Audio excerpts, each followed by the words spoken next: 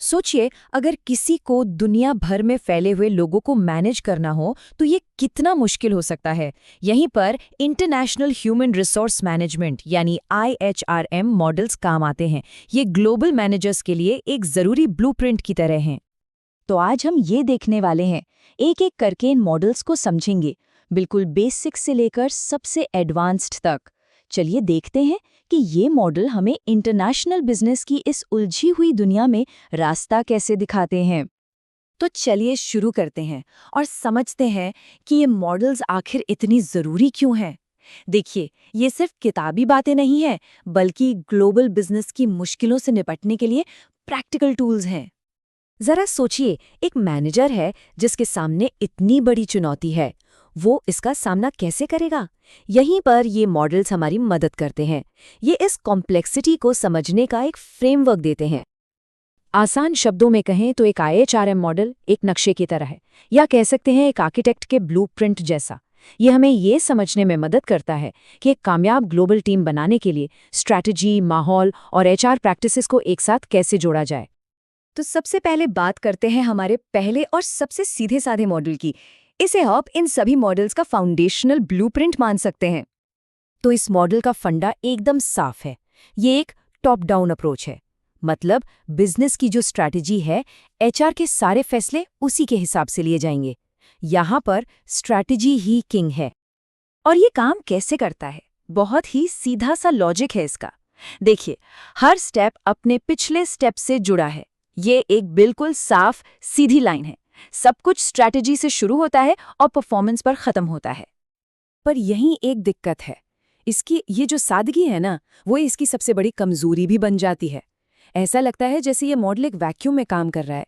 ये मानकर चलता है कि कंपनी के बाहर की दुनिया, जैसे कि कल्चर या कानून, कोई मायने नहीं रखते, जो ग्लोबल बिजनेस में एक बहुत ही खतरनाक सोच है। तो मैचिंग मॉडल में स्ट्रैटेजी सबसे ऊपर है, लेकिन उन लोगों का क्या जो स्ट्रैटेजी को हकीकत बनाते हैं? यहीं पर हार्वर्ड मॉडल आता है, जो इसमें एक नई परत जोड़ता है, और वो हैं स्टेक होल्डर्स यानी हितधारक। ये लाइन सब कुछ कह देती है। अब बात सिर्फ टॉप डाउन अप्रोच की नहीं रही।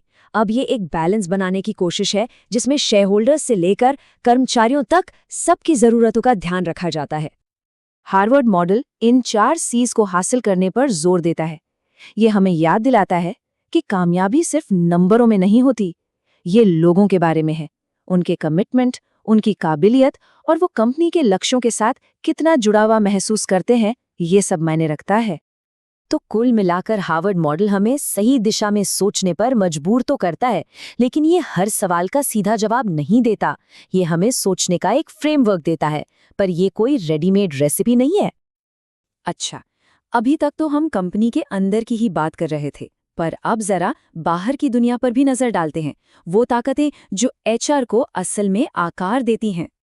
इसका सीधा सा मतलब ये है कि आप HR पॉलिसी को एक जगह से उठाकर दूसरी जगह कॉपी पेस्ट नहीं कर सकते। कॉन्टेक्सचुअल मॉडल इसी बात पर जोर देता है कि लोकल कल्चर, कानून और लेबर मार्केट ये तय करते हैं कि HRM कैसे काम करेगा। और ये टेबल इस बात को कितनी अच्छी तरह से समझाती है। देखिए, जर्मनी में कर्मचारियों का मैनेजमेंट में एक कानूनी हक होता है, जो अमेरिका के इंडिविजुअल कॉन्ट्रैक्ट मॉडल से बिल्कुल अलग है। ये टेबल हमें दिखाती है कि इंटरनेशनल HR में वन साइज फिट्स ऑल वाला फॉर्मूला क्यों फेल हो जाता है। अब आते हैं 5P मॉडल पर, जिसे आप एक मास्टर प्लान समझ सकते हैं।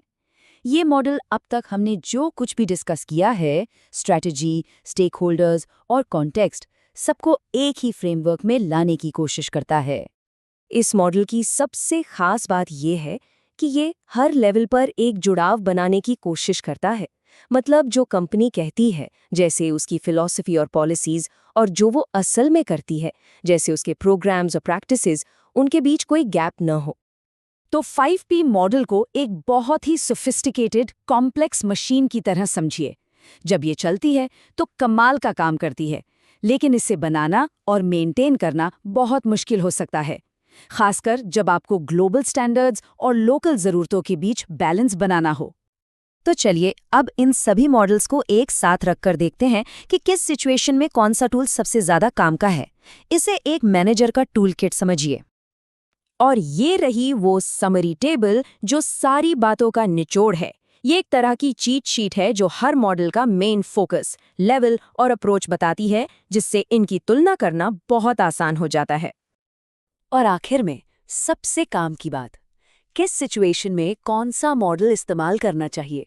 अगर कोई स्टार्टअप इंटरनेशनल हो रहा है तो सिंपल मैचिंग मॉडल शायद बेस्ट है, लेकिन एक बहुत बड़ी कॉम्प्लेक्स ग्लोबल कंपनी के लिए 5P मॉडल ज्यादा सही रहेगा।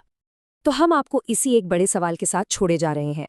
एआई और रिमोट वर्क के इस दौर में जैसे जैसे काम करने का तरीका बदल रहा है, लोगों को मैनेज करने के हमारे मॉडल्स को भी बदलना होगा।